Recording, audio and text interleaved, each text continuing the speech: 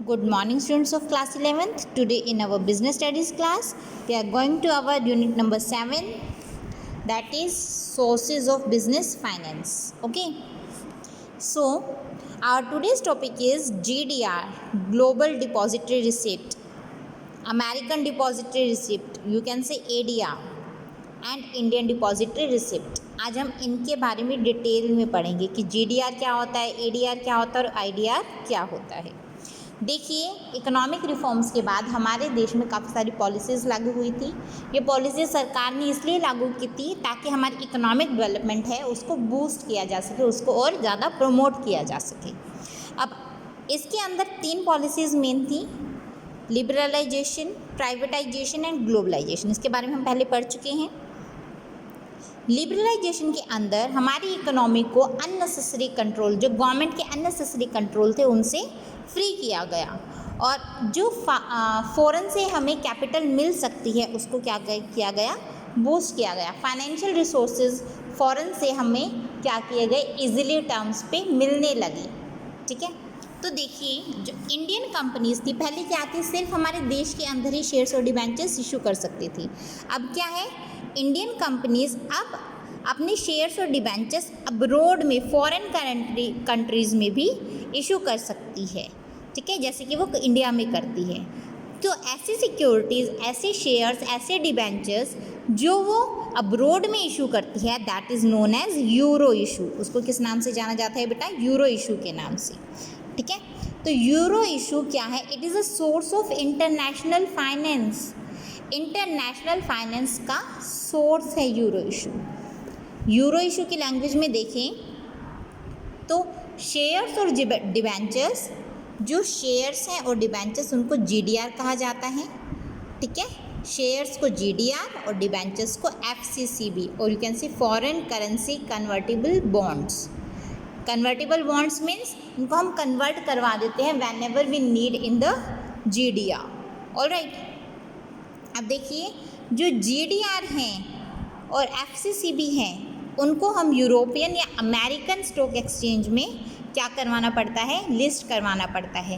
क्यों, वहीं पे हमारी ट्रांजैक्शंस होती है, जहाँ पे वो लिस्टेड होती है उसी स्टॉक एक्सचेंज मार्केट में हम उसको सेल या परचेज कर सकते हैं। ठीक है, क्लियर। जीडीआर, एडीआर और आईडीआर को अब हम डिटेल में पढ़ेंगे। जीडीआर क्या है बेटा, इट इज़ एन इंस्ट्रूमेंट जिसकी हेल्प से किसी कंट्री की कोई कंपनी डॉलर के अंदर इशू करती है फॉरेन कैपिटल गेन करने के लिए। देखिए, हमारे कंपनी के पास पैसा नहीं है, हम फाइनेंशियल रिसोर्सेज अपने फॉरेन से गेन करना चाहते हैं। ठीक है, हमने शेयर्स इशू कर दिए, हमारे पास फॉरेन कैपिटल नहीं है, तो हम क्या करेंगे, इसका एक प्रॉपर प्रोसीजर होता है, वो हम आगे पढ़ेंगे। पहले हम डीसीबी, डोमेस्टिक कस्टोडियन कंपनी से, बैंक से हम कांटेक्ट करेंगे। वो आगे ओवरसीज़ डिपॉजिटरी बैंक से कांटेक्ट करेगी। वो कन्वर्ट करके हमारे रुपीज़ को डॉलर में कन्वर्ट करके फिर उनको शेयर्स की वैल्यू देकर कहाँ इशू कर देगी, इन द मार्केट। और जो फॉरेन इन्वेस्टर्स हैं उनको इशू करने के बाद जो भी इंटरेस्टेड है वो उसको परचेज़ कर लेगा। सिंपल तरीका है। देखिए, जीडीआर है रिलायंस इंडस्ट्री का, इसमें दिया हुआ है, वो लिस्टेड है न्यूयॉर्क में, न्यूयॉर्क स्टॉक एक्सचेंज में। तो ये जो ट्रांजैक्शन है इस कंपनी की, ठीक है, रिलायंस इंडस्ट्रीज़ की, जो जीडीआर है वो सेल और परचेज़ की जा सकती है सिर्फ इसी स्टॉक एक्सचेंज में जहाँ पर वो लिस्टेड है। इसके अलावा न्यूयॉर्क स्टॉक एक्सचेंज के अलावा वो कहीं और जीडीआर इशू नहीं कर सकती, उसकी सेल या परचेज़ नहीं कर सकती। सिंपल फीचर्स, जीडीआर किसी भी अमेरिकन या यूरोपियन स्टॉक एक्सचेंज में लिस्ट करवाया जा सकता है, मीन्स इसकी रजिस्ट्रेशन करवाई जा सकती है। एक जीडीआर एक से ज़्यादा शेयर को क्या कर सकता है, शो कर सकता है, रिप्रेजेंट कर सकता है। जैसे 1 जीडीआर में भी equal to the 2 shares. GDR के जो होल्डर हैं, ठीक है, वो अपनी मर्जी से उसको शेयर्स में भी कन्वर्ट करवा सकते हैं।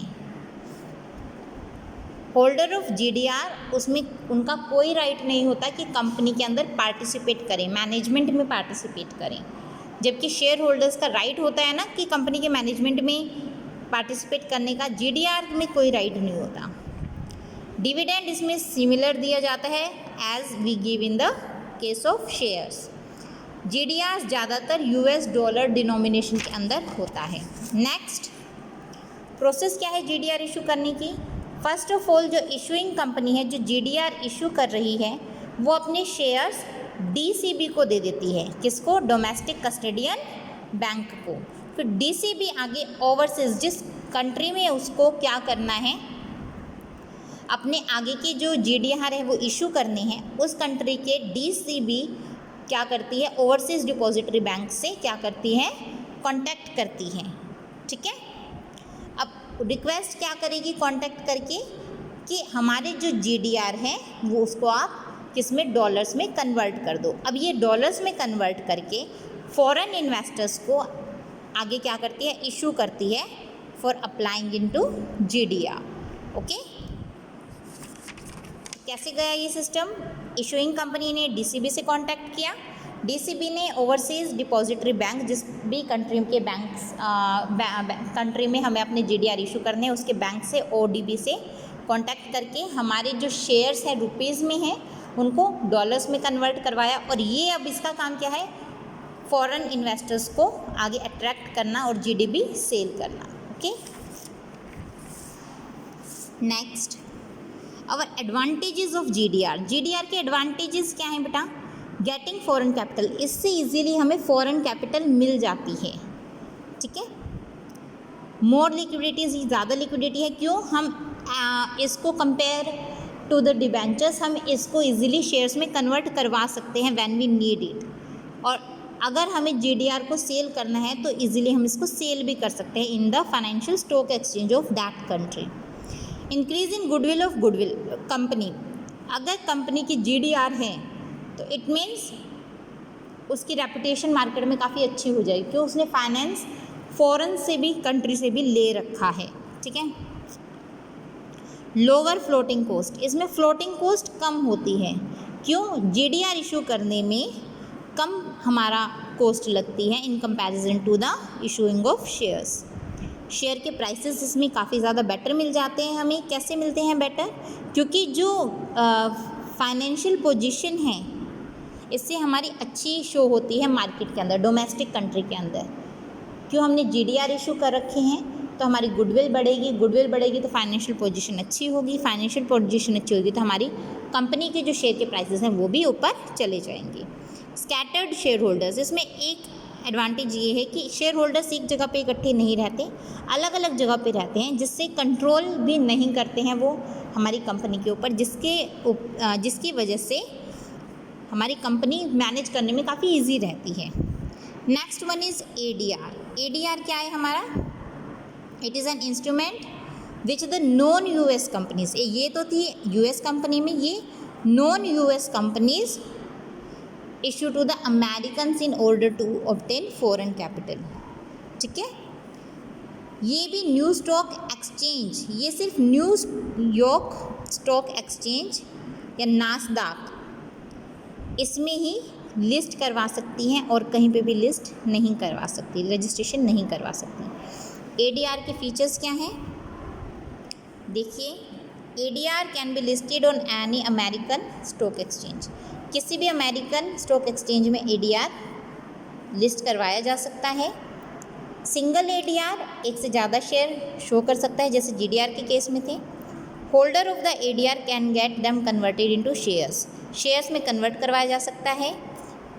एडीआर के होल्डर को भी कंपनी में पार्टिसिपेट करने का या वोट करने का कोई अधिकार नहीं होता। डिविडेंड सिमिलर दिया जाता है अकॉर्डिंग टू, जैसे कि हम शेयर्स में देते हैं वैसे ही एडीआर में डिविडेंड दिया जाता है। एडीआर है वो यूएस डॉलर्स में दिया जाता है। ठीक है, प्रोसीजर सेम है जैसे जीडीआर का था। इशूइंग कंपनी है, क्या करती है? डीसीबी को अपने शेयर्स हैंडओवर कर देती है। अब डीसीबी क्या करेगी? आगे रिक्वेस्ट करेगी अमेरिकन डिपॉजिटरी बैंक को, एडीबी को, कि हमारे शेयर्स एडीआर की फॉर्म में क्या कर दो, आप इशू कर दो। अब एडीआर क्या करेगी, एडीबी क्या करेगी? अमेरिकन डिपॉजिटरी बैंक क्या करता है? हमारे जो रुपीज़ की फॉर्म में जो हमारा शेयर्स उसको मिले हुए हैं वो डॉलर में कन्वर्ट करके फिर जो इंटरेस्टेड इंटेंडिंग इन्वेस्टर्स हैं उसको वो शेयर्स ADR आप कह सकते हैं इशू कर देगी। सिंपल है। Next one, advantages of ADR। ADR के एडवांटेजेस, फॉरेन कैपिटल मिलती है, ज़्यादा लिक्विडिटी है, ये सेम है जैसे हमारे GDR के थे वैसे ही ADR के। नेक्स्ट, इंडियन कंपनीज जिसकी ADR और GDR हैं, बजाज ऑटो, इसने ADR इशू नहीं किए हुए बट GDR इशू कर रखे हैं। डॉक्टर रेडी ADR भी हैं GDR भी हैं। HDFC ADR GDR both. Hindalco ADR नहीं है GDR है। ICICI, इस तरीके से आपको काफ़ी सारी कंपनीज़ के नाम दिए हुए हैं जिन्होंने ADR और GDR या फिर ADR या फिर एक GDR दोनों में से कोई एक इशू किया हुआ है। Next one, IDR Indian depository receipts. IDR GDR और ADR के जैसे ही होता है। इसमें जो फॉरेनर, इसमें हमारा जो अलग पॉइंट है वो क्या है, इशूअर है वो फॉरेन कंपनी है। अभी तक क्या है, हमारी इंडियन कंपनी फॉरेन से इशू कर रही थी, अब क्या है, फॉरेन कंपनी है इंडिया में इशू कर रही है, IDR। ठीक है, IDR किस में होता है, जैसे इंडिया में इशू हो रहा है तो ऑब्वियसली रुपीज़ में होगा ये। They can be listed on any Indian stock exchange, किसी भी इंडियन स्टॉक एक्सचेंज में ये लिस्ट करवाई जा सकती हैं। एक्चुअल जो शेयर्स हैं IDR के अंदर वो ओवरसीज़ कस्टडियन के अंदर होता है। ठीक है, जिसको ये अधिकार होता है कि वो इंडियन डिपॉजिटरी को क्या करें, आगे इशू करें IDRs को। ठीक है, नेक्स्ट देखिए, फीचर्स सेम है, ये फॉरेन कंपनी इशू करती है। IDR इंडियन किसी भी इंडियन स्टॉक एक्सचेंज में करवाया जा सकता है। एक IDR एक से ज़्यादा शेयर शो कर सकता है। डिविडेंड सेम दिया जाता है और होल्डर्स को कोई राइट नहीं होता IDR के। होल्डर्स ऑफ IDR उसको फॉरेन उसमें शेयर्स में कन्वर्ट करवा सकते हैं। IDR हमेशा रुपीज़ की डिनोमिनेशन में होगा। इसका प्रोसीजर देखिए, स्टार्टिंग में इशूइंग कंपनी है। ठीक है, मतलब ये हमारी फॉरेन कंपनी है, वो हमारे ओवरसीज़ कस्टडियन बैंक को, ठीक है, क्या करेगी, कांटेक्ट करेगी और अपने शेयर्स हमारे ओवरसीज़ कस्टडियन बैंक को हैंड ओवर कर देगी। ये करने से पहले उसको फाइनेंस मिनिस्ट्री, ठीक है, उससे अप्रूवल लेना पड़ता है।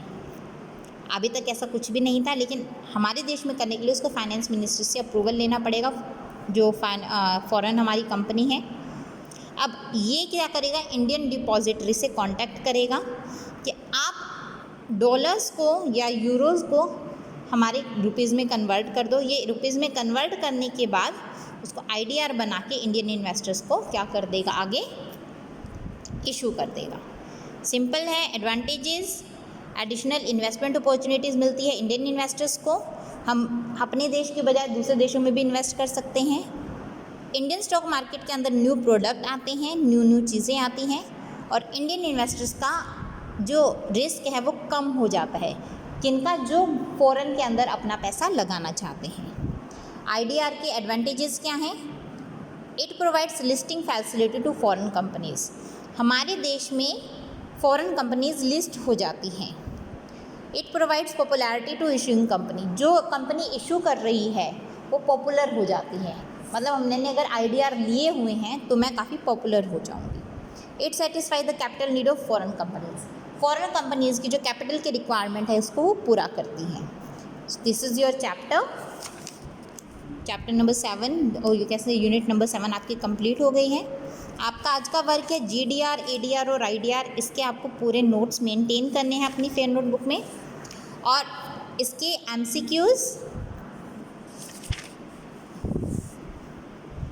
and yes, very short answer type questions and 3 marks questions। ठीक है, ये सब आपको अपनी फेयर नोटबुक में लिखना है अच्छे से। अगर इनमें कहीं कोई कन्फ्यूजन है तो प्लीज़ उसके बारे में पूछेगा, या चैप्टर्स को एक बार पूरा रिवाइज करके उसमें कोई कन्फ्यूजन आता है तो उसको एक बार क्लियर ज़रूर कीजिएगा। Okay, so that's all for today. Thank you बेटा।